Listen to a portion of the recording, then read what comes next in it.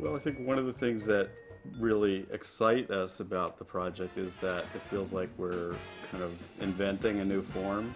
As documentary filmmakers, we're used to working with reality and trying to capture moments that are truthful and represent something about the world and the way we see it. And this is taking actual text. We're working with the actual text from the trial, from interviews that Ginsberg did over the course of his life. So it's taking all these disparate elements and using them to tell different parts of the story. So the animation lives in the film as kind of a modernized retelling of the poem. Purgatoried their torsos night after night with dreams, with drugs, with waking nightmares, alcohol and cock and endless balls.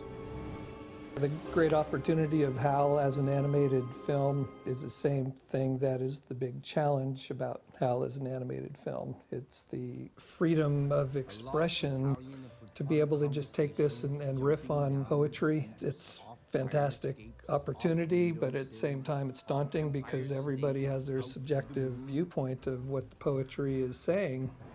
And Eric Drooker is an illustrator, one of the best illustrators I've ever met and ever seen, coming up with these brilliant looking key frames. Wake up in Moloch. There are so many references to trains in that first chapter. Subways, locomotive trains, people hopping on trains.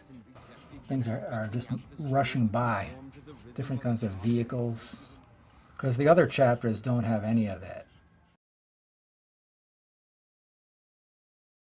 It's kind of the study of the Eric Drooker original artwork. What got the filmmakers excited about doing this animation bit was his kind of black and white political illustration.